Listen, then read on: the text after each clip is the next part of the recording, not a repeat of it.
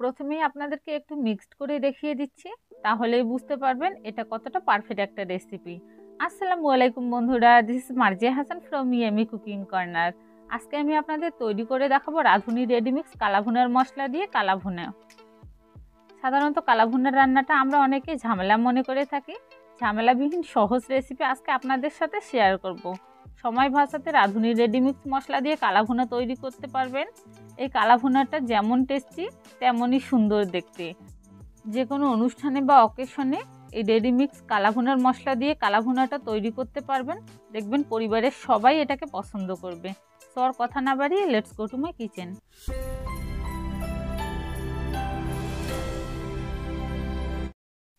কালাভুনাটা রান্না করার জন্য আমি এখানে গরুর মাংস নিয়ে এসেছি 1 কেজি পরিমাণ। আমি গরুর মাংসগুলোকে একটু বড় বড় সাইজ করে কেটে নিয়ে এসেছি। আপনারা চাইলে ছোটো সাইজ করেও কেটে নিতে পারেন, তবে মাংসটা রান্নার পরে সাইজটা ছোট হয়ে যায়, এই জন্য আমি বড় বড় করেই কেটে নিয়ে এসেছি। এখন পর্যাপ্ত পরিমাণে পানি দিয়ে মাংসটাকে ভালো করে ধুয়ে 3-4 বার পানি পাল্টে নেব। আপনারা চাইলে গরুর মাংসের পরিবর্তে খাসির মাংস দিয়েও এই কালাভুনাটা তৈরি করতে পারেন। এখন আমি এটিকে পানি ঝরিয়ে নেব। তো আমি এটিকে ভালোভাবে ধুয়ে পানি ঝরিয়ে নিয়েছি। রান্নার জন্য নিয়ে নিচ্ছি রাঁধুনি রেডিমিক্স কালাভুনার মশলা।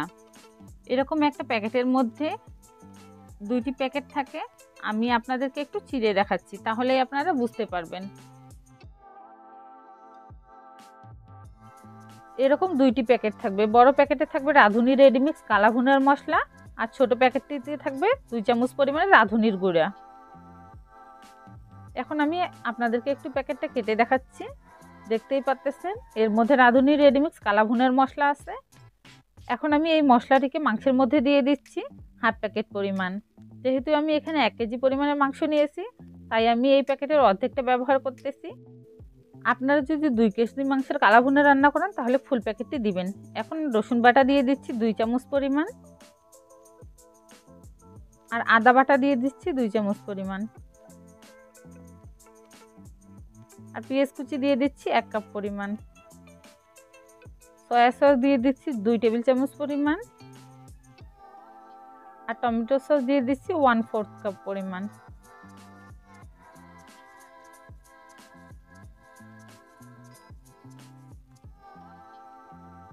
এরপর দিয়ে দিচ্ছি রাঁধুনি সরিষার তেল।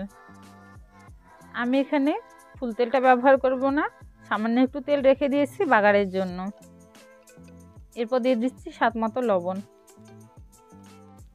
খুব বেশি উপকরণের দরকার নেই, জাস্ট অল্প কয়েকটা উপকরণ দিয়ে এটাকে মাখিয়ে বসিয়ে দিলেই কালাভুনা হয়ে যাবে। ঝামেলাবিহীন সহজ রান্না। যখন খুব বেশি বিজি থাকবেন সেই সময়টাতে কালাভুনার এই মশলাটা দিয়ে কালাভুনাটা রান্না করতে পারবেন, আর পরিবারের সবার সাথে এটিকে এনজয় করতে পারবেন। মশলাটা মাখানোর পরেই কিন্তু কালাভুনার যে কালারটা সেটা চলে এসেছে। পরিমাণ মতো পানি দিয়ে দিলাম। এখন এটাকে মিক্সড করে দেব। আপনাকে খুব বেশি পরিশ্রম করে ভেজে ভেজে মাংসটাকে কালো করতে হবে না, এমনিতেই রান্না করার পরে কালাভুনার যে কালারটা সেটা এখানে চলে আসবে। মাংসটাকে ভালোভাবে মিক্সড করা হয়ে গেছে। এখন আমি এটিকে চুলায় বসিয়ে হাই ফ্লেমে একটি বলক দিয়ে নেব। দেখতেই পাচ্ছেন বলক চলে এসেছে। এখন আমি মাংসটাকে নেড়ে একটু কষিয়ে নেব।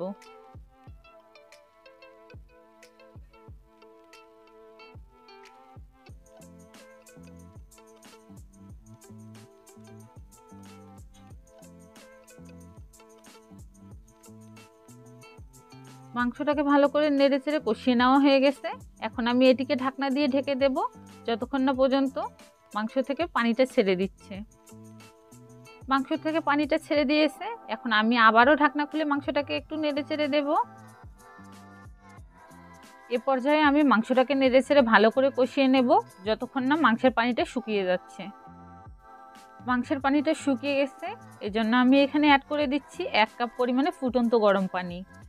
আপনারা এখানে পানিটা এমনভাবে অ্যাড করবেন যাতে করে মাংসগুলো পানির ভিতরে ডুবে থাকে। এরকমভাবে পানি অ্যাড করলে আপনাদেরকে পরবর্তীতে একটু একটু করে পানি অ্যাড করতে হবে না। এবার ঢাকনা দিয়ে ঢেকে দিলাম, ঢাকনা তুলে নিলাম। দেখতেই পাচ্ছেন আমার পানিটা কিন্তু একটু শুকিয়ে এসেছে। এখন আমি এটিকে একটু নেড়ে দেব। আমি কিন্তু মাঝে মাঝে ঢাকনা খুলে মাংসটাকে নেড়ে দিয়েছি, তা না হলে কিন্তু মাংসটা প্যানের তলার মধ্যে লেগে যাওয়ার চান্স থাকবে। আমি মাংসটাকে নেড়ে চেড়ে আবারও কষিয়ে নিচ্ছি। মাংসের ঝোলটা গাঢ় হয়ে আসলে আমি এখানে রাঁধুনির গুঁড়া দিয়ে দিব 1 চামচ পরিমাণ।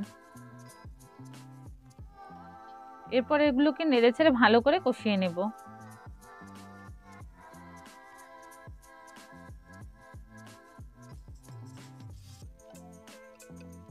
এরপর আমি ঢাকনা দিয়ে ঢেকে দেব। ঢাকনা তুলে নিলাম। আপনারা দেখতেই পাচ্ছেন কালা ভুনার যে কালারটা মাংসের মধ্যে কিন্তু অলরেডি সেই কালারটা চলে এসেছে। আমি আবারও একটু মাংসটাকে নেড়ে চেড়ে কষিয়ে নিচ্ছি। এ পর্যায়ে আমি চুলার আঁচটাকে কিন্তু একবারে লো ফ্লেমে রেখেছিলাম।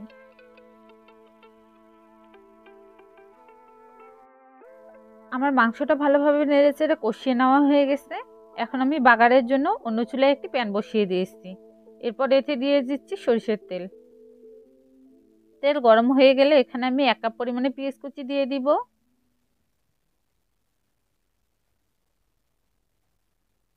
এরপর দিয়ে দিব 7-8টা শুকনো মরিচ। এরপর দিয়ে দিব 1.5 টেবিল চামচ পরিমাণে রসুন কুচি। এরপর এগুলোকে নেড়ে চেড়ে ব্রাউন কালার করে ভেজে নেব।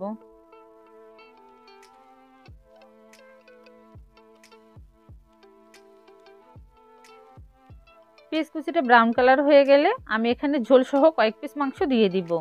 এরপর ঢাকনা দিয়ে ঢেকে দেব। এরকম করলে মাংসের মধ্যে বাগারটা সুন্দরভাবে ঢুকে যায়। এরপর বাগার দেওয়া মাংসগুলোকে সবগুলো মাংসের সাথে ঢেলে দিয়ে মিক্সড করে নেব। এভাবে বাগারটা দিলে কিন্তু মাংসের টেস্টটা দারুণ হয়। আর আপনারা যদি পেঁয়াজটা ব্রাউন কালার করে ভেজে তবেই মাংসের মধ্যে ঢেলে দিতেন তাহলে কিন্তু বাগারটা সেভাবে মাংসের মধ্যে ঢুকতো না, আর সেটা খেতেও কিন্তু ভালো লাগতো না। এখন আমি মাংসগুলোকে নেড়ে চেড়ে ভালোভাবে মিক্সড করে নেব, যাতে করে সবগুলো মাংসের মধ্যে বাগারটা সুন্দরভাবে ঢুকে যায়।